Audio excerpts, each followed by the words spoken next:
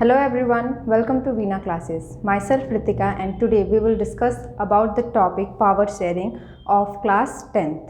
To explain you more properly, I have given some example. As by the term power sharing, we know that sharing of power is called power sharing. Okay, so as example, मैंने यहाँ पे 3 chocolates दिए हैं और 2 babies है और यहाँ पे एक चॉकलेट है।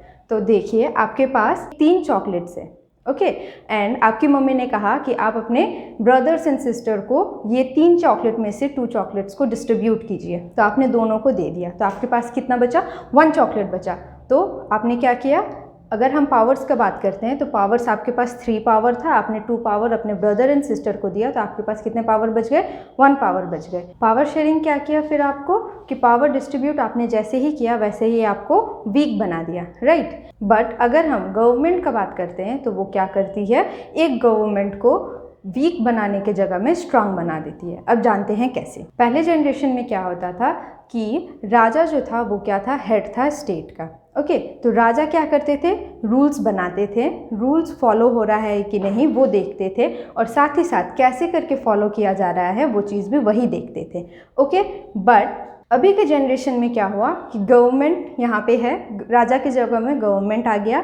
गवर्नमेंट ने क्या जिम्मेवारी दिया है? लेजिस्लेटिव को जिम्मेवारी दिया है कि वो रूल्स बनाएंगे एंड एग्जीक्यूटिव जो है वो रूल्स कैसे करके फॉलो करना है वो डिसाइड करेंगे, और जुडिशरी जो है वो उस रूल्स को इम्प्लीमेंट करेंगे। मीन्स क्या कि रूल्स कैसे करके किस मैनर में फॉलो हो रहा है कि नहीं ये चीज़ करेंगे। तो अब क्या हुआ? गवर्नमेंट का क्या हुआ? बर्डन कम हो गया। अब राजा के पास क्या था? बहुत ज़्यादा बर्डन था, राइट। तो एज़ कंपेयर में गवर्नमेंट का क्या हुआ? बर्डन्स कम हो गया। Coming to the next slide.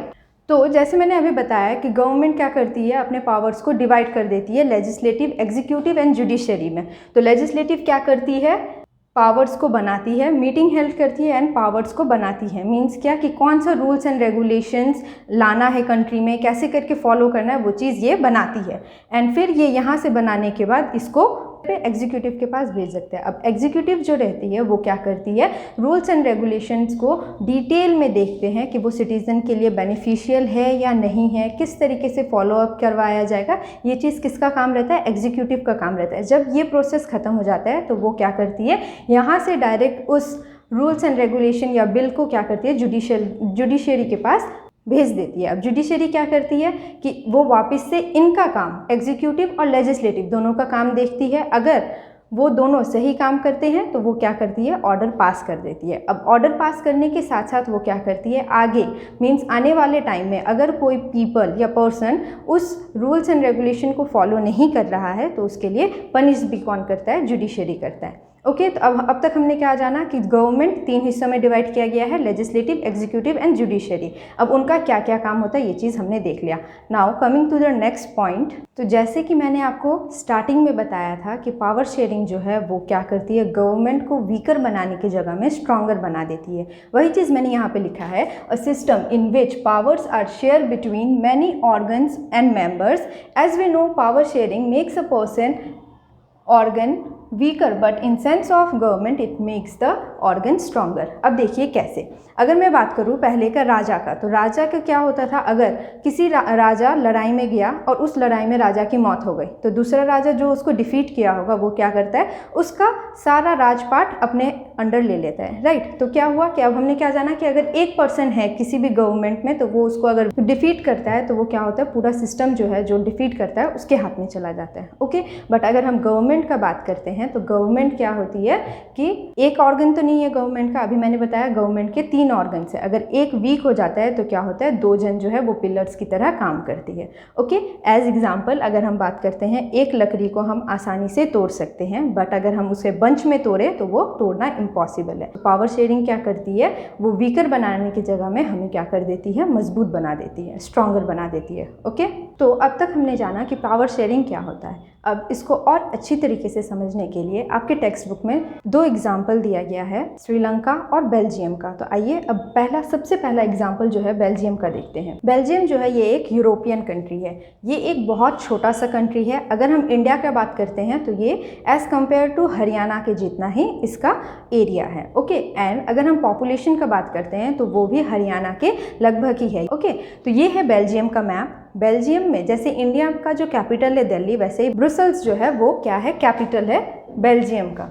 Okay अब अगर मैं पॉपुलेशन का बात करूँ, जैसे इंडिया में क्या है, डाइवर्सिटी है पॉपुलेशन का, हिंदू, मुस्लिम, सिख, क्रिश्चियन सब रहते हैं। उसी तरीके से क्या है, बेल्जियम में क्या है, दो तरीके के पीपल रहते हैं, एक है डच बोलने वाले और एक है फ्रेंच बोलने वाले। फेल्मिस रीजन में डच स्पीकिंग पीपल जो है वो है 59% एंड वलोनिया रीजन में फ्रेंच स्पीकिंग पीपल जो है वो है 40%। ओके एंड इन दोनों के अलावा अगर हम इन्हें टोटल करेंगे तो कितना आया, 99% आया एंड 1% जो है वो आपका जर्मन बोलने वाले जो कि इस तरफ रहते हैं। ओके जैसे इंडिया को हम बोलते हैं नॉर्थ इंडिया, साउथ इंडिया, उसी तरीके से अगर हम बेल्जियम की बात करते हैं तो नॉर्थ बेल्जियम जो है वो है आपका फेल्मिस रीजन एंड साउथ बेल्जियम जो है वो है आपका वेलोनिया रीजन। ओके ये अब हमने क्या जाना, ये पूरे बेल्जियम में ऐसे करके पॉपुलेशन डिस्ट्रीब्यूटेड है। अब अगर हम बात करते हैं कैपिटल में तो इसका ठीक उल्टा हो जाता है कैपिटल में।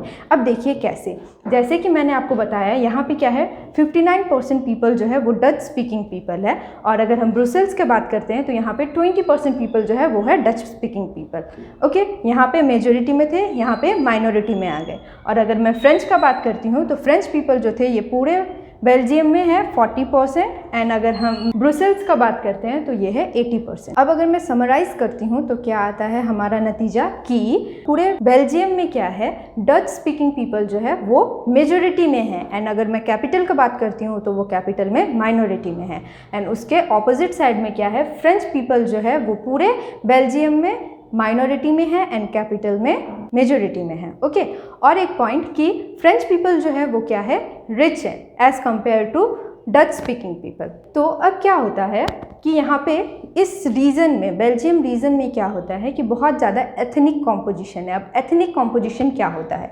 एथनिक का मतलब क्या होता है, एथनिक का मतलब ये होता है जब भी किसी भी ग्रुप ऑफ पीपल्स एक साथ जुड़ते हैं, पूर्वज जो करते आ रहे हैं वो चीज़ वो फॉलो अप करते हैं तो उसे हम कहते हैं एथनिक। ओके तो ये पूरे बेल्जियम रीजन में क्या है, जो उनके पूर्वज करते आ रहे थे वही चीज़ वो भी आगे करते आ रहे हैं। तो यहाँ पे क्या है, बहुत ज़्यादा एथनिक कॉम्पोजिशन है। तो अब हमने क्या देखा कि बेल्जियम में कैसे डाइवर्सिटी है। Okay two groups of people में। अब अगर दूसरा एग्जाम्पल है आपका श्रीलंका का, तो श्रीलंका क्या है, ये हमारा नेबरिंग कंट्री है, आइलैंड कंट्री है जो कि 4 साइड से सराउंडेड है वाटर से। ये इंडिया के साउथ में है, तमिलनाडु के ऑपोजिट में। अब अगर हम बात करते हैं श्रीलंका का, तो श्रीलंका में भी क्या है, बेल्जियम के जैसे ही 2 ग्रुप्स ऑफ पीपल्स ज़्यादा है, एक है सिन्हाला स्पीकर एंड दूसरा है तमिल स्पीकर। ओके तो सिन्हाला स्पीकर का अब हम बात करते हैं तो टोटल पॉपुलेशन श्रीलंका में सिन्हाला स्पीकर का 74% है। अब जो सिन्हाला बोलते हैं वो क्या है, बुद्धिस्ट है, ठीक है, बुद्धिस्ट रिलीजन है उनका, बुद्धिस्ट है वो लोग। अब अगर मैं तमिल स्पीकर का बात करती हूँ वो क्या है, 18% है। अब तमिल स्पीकर में 2 हिस्सों में डिवाइड किया गया है, एक है हिंदू तमिल और दूसरा है मुस्लिम तमिल। हिंदूज एंड मुस्लिम्स है। अब हिंदू और मुस्लिम जो है उसको भी 2 हिस्सों में डिवाइड किया गया है, एक है इंडियन तमिल एंड दूसरा है श्रीलंकन तमिल। अब इंडियन तमिल कौन है, इंडियन तमिल वो पीपल्स हैं जो कि कॉलोनियल पीरियड में जिनके पूर्वज इंडिया से श्रीलंका की तरफ लेके गए थे ट्री प्लांटेशन के लिए। ओके टी प्लांटेशन के लिए। तो वो जो पीपल्स जो कि वहाँ पे रहते आ रहे हैं, जैसे ही उनके पूर्वज वहाँ पे गए वापस वो लोग नहीं लौटे, वहीं पे बस गए, तो वो लोग हो गए Indian Tamils. Okay and Sri Lankan Tamils क्या, जिनका 4 fathers generation by generation Sri Lanka में ही रहते आ रहे हैं, ये वो लोग हैं श्रीलंकन तमिल। अब ये हो गया 74%, ये हो गया 18% और बाकी के जो 7% है वो है क्रिश्चियंस। ओके अब क्रिश्चियंस जो है वो कौन है, बोथ बुद्धिस्ट भी बोलते हैं और तमिल भी बोलते हैं। तो अब हमने क्या देखा कि श्रीलंका में भी इतने ज़्यादा डाइवर्सिटी मौजूद है। अब अगर मैं बात करती हूँ कि बुद्धिस्ट यहाँ पे अगर मेजोरिटी में हैं तो वो अगर अपना शासन चलाएंगे तो वो क्या करेंगे, तमिल्स पीपल को डराएंगे धमकाएंगे। ओके अब अगर हम बोलते हैं कि बुद्धिस्ट पीपल जो है वो अगर अपना मेजोरिटी का फ़ायदा उठाते हैं तो वो क्या करेंगे, तमिल पीपल को